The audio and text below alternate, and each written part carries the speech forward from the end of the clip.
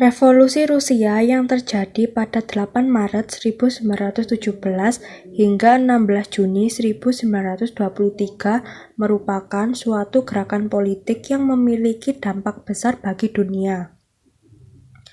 Menurut sejarahnya, revolusi tersebut dipicu oleh banyak hal, termasuk krisis ekonomi politik yang melanda Rusia pada awal abad ke-20.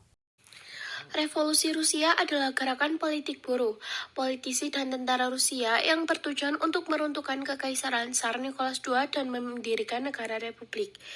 Revolusi Rusia adalah buntut dari krisis ekonomi, sosial, dan politik yang terjadi di Rusia pada awal abad ke-20 Masehi.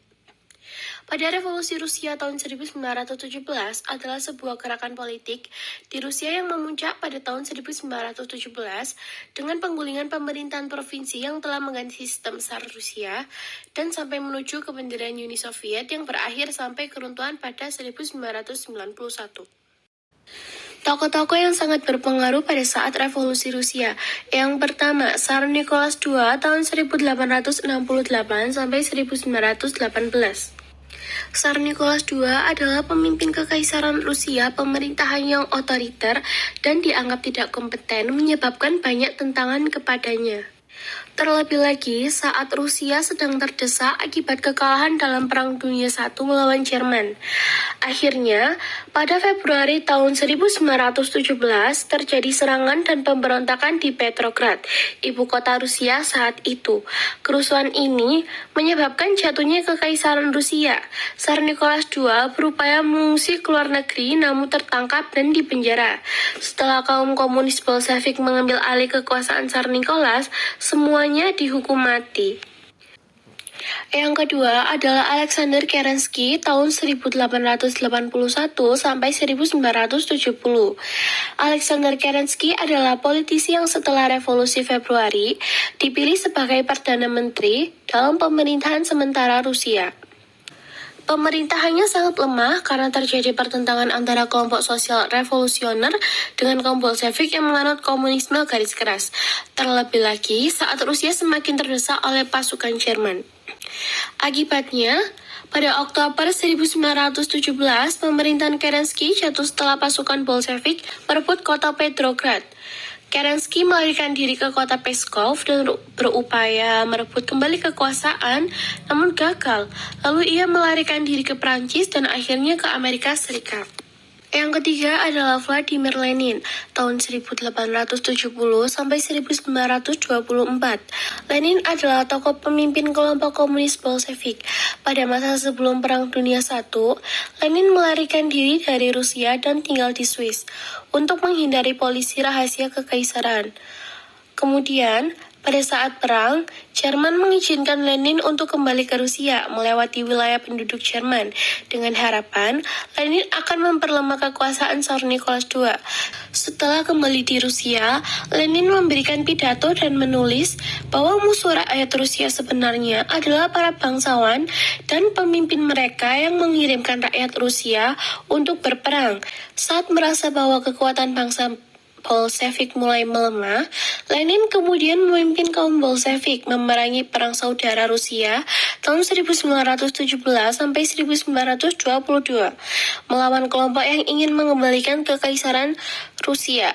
Kemenangan ini membuat Lenin dapat mendirikan Uni Soviet yang dia pimpin sampai meninggal pada tahun 1924. Latar belakang dan faktor-faktor penyebab dari Revolusi Rusia. Pada dasarnya, Revolusi Rusia terjadi akibat sikap Tsar Nicholas II yang otoriter. Tindakan tersebut melahirkan persatuan kaum buruh, petani, dan tentara Rusia.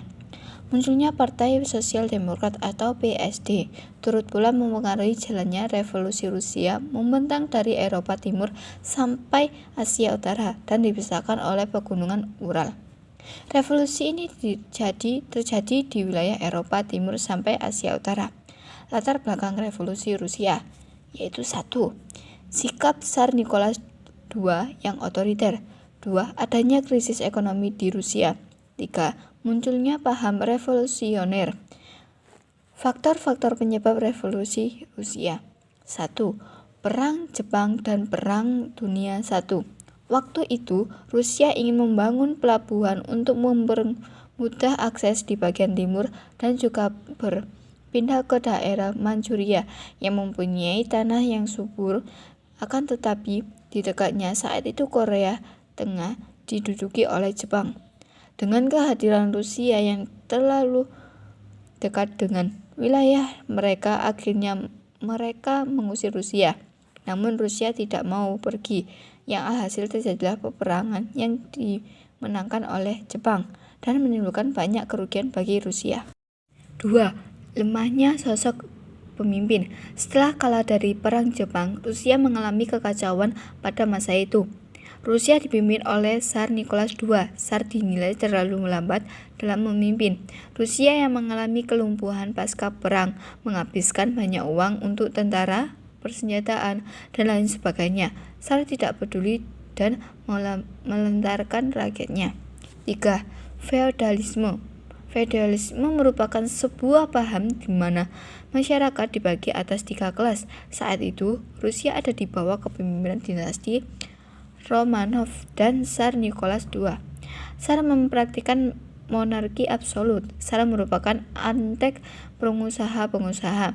Ia sering membantu pengusaha dengan membuat peraturan yang mudah namun memberatkan rakyatnya.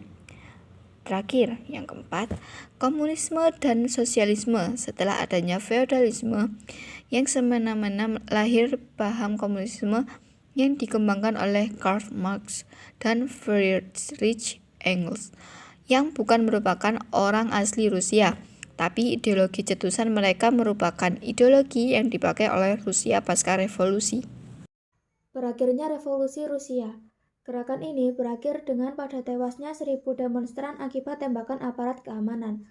Aksi 9 Januari 1905 tersebut kemudian dikenal dengan nama Bloody Sunday. Revolusi Rusia berlangsung terjadi hingga pertengahan tahun 1907. Akhir dari revolusi Rusia ini kemudian menghasilkan reformasi konstitusional yang meliputi pendirian Duma Negara, yaitu Majelis Legislatif Kekaisaran Rusia, dan sistem multipartai, yaitu sistem demokrasi yang meliputi banyak partai-partai konstitusi Rusia 1906. Adapun dampak-dampak terjadinya revolusi Rusia yaitu 1. Berakhirnya pemerintahan Tsar Nicholas II yang pemerintahannya menganut paham konservatif. Sistem pemerintahan Rusia kemudian diubah menjadi sistem satu partai. 2. Sistem pemerintahan Rusia berubah menjadi negara serikat berbentuk republik dengan nama Union of Soviet Socialist Republic. Pemimpin Rusia, yakni Lenin, membentuk Dewan Rakyat Soviet sebagai wadah aspirasi untuk mewakili suara masyarakat dari kelas bawah. Dewan-dewan rakyat yang dibentuk ini berfungsi untuk memiliki perwakilan menuju ke Dewan Rakyat yang paling tinggi hingga mencapai Dewan Rakyat tertinggi. 3. Dinasionalisasinya dan dimodernisasinya usaha-usaha di bidang pertanian. Nasionalisasi ini dilanjutkan dengan melaksanakan sistem pertanian kolektif di bawah arahan pemerintah. 4. Nasionalisasi dan modernisasi oleh pemerintah Rusia kemudian dilakukan juga pada berbagai kantor, pabrik, perindustrian, lembaga bank, dan nasionalisasi jaringan kereta api. 5. Menyebarnya paham komunis ke seluruh dunia sebagai salah satu paham yang sangat berpengaruh karena kemenangan kaum Bolshevik yang menganut paham komunis.